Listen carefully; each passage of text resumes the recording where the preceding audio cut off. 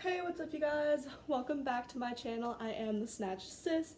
Here I do lifestyle videos. I started a new series where I cook keto friendly foods, both desserts and regular foods, and that is what I will be doing today. So today I am going to be showing you guys how to make this Boston cream pie recipe. This is the first time I'm trying it, so I cannot vouch for it. I cannot say it is delicious, but in this recipe you get 10 total servings and there's only 3.5 carbs per serving, which I think is really good, especially if you're a person like me where you like to have some dessert after your meal. It's what I do. I love me a little sweet something afterwards.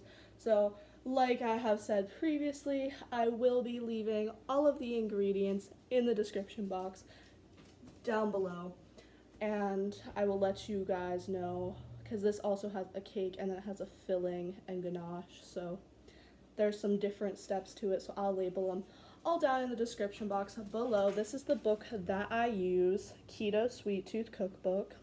So if you're interested, I don't know where my gram got it. She found it online. She bought it for me.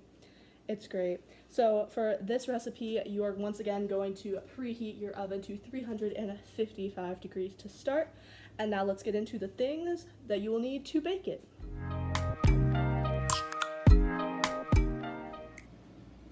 For the Boston cream cake portion, the things you will need are almond flour, coconut flour, swerve or another sugar replacement, baking powder, room temperature butter, eggs, gelatin, imitation vanilla, and heavy whipping cream, along with warm water.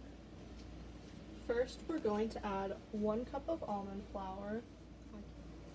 First, we're going to add a cup of almond flour, a 1/3 cup of coconut flour, and a teaspoon of baking powder into a medium bowl for our dry ingredients. Once you have your dry ingredients mixed together, set them aside. Then, in another bowl, you're going to combine together 5 eggs, 1/4 cup of heavy whipping cream, 2/3 cup of your sugar replacement, 1/2 cup of butter or 1 stick, and 1 teaspoon of vanilla. I'm going to use my mixer to combine them, that way the whipping cream and the butter get nice and creamy. Now that our wet ingredients are combined, we're going to, in a small bowl, add 1/2 teaspoon of gelatin with 1 tablespoon of warm water and mix it together, and then we're going to add it to our wet ingredients. Now that we have the gelatin and the wet ingredients combined, we're going to slowly fold in the dry ingredients to the wet mixture. For this recipe, you use an 8-inch cake pan. I am using a springform pan just because I think it makes it easier to serve the cake, and then we're going to pour in the batter. And this goes in the oven for 40 minutes at 355 degrees. And then while the cake is baking, we're going to make the custard and the ganache topping. And then once the cake is baked, we'll show you us assembling it. The custard does have to cool for a bit, which I will talk about soon. To make the custard filling, you're going to need butter, gelatin, almond milk, your sugar replacement, imitation vanilla, and heavy whipping cream.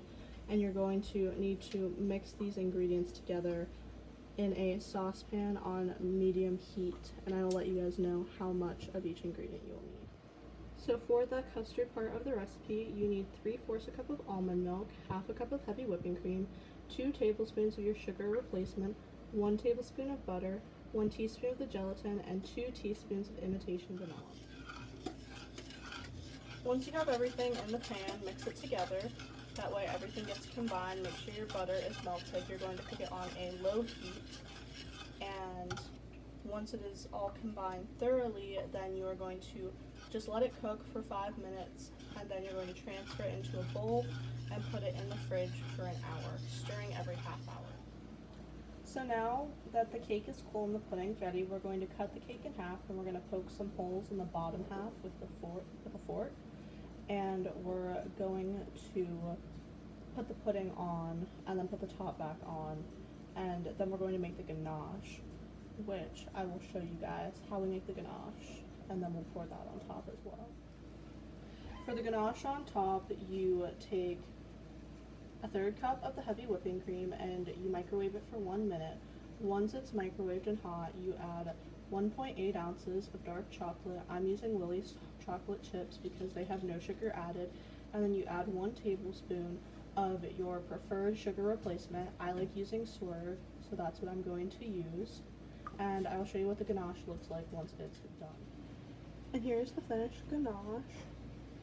It's pretty thick, so I'm going to heat it just a little bit to make it slightly thinner. That way, when I pour it over the top, it has a nice pour and I don't have to spread it.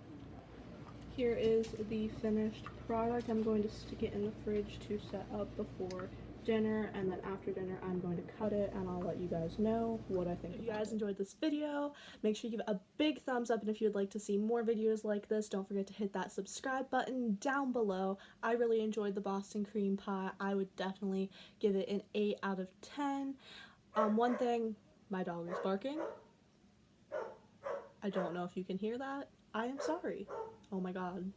She's not gonna stop.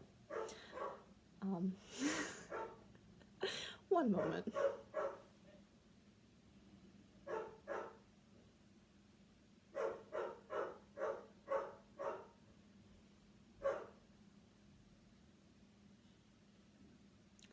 Anyways, the only issue that I had whenever I was making it is the pudding filling didn't really set up for me, so I added a little bit more gelatin to it, and we put it in the fridge again for an hour, and it set up just fine.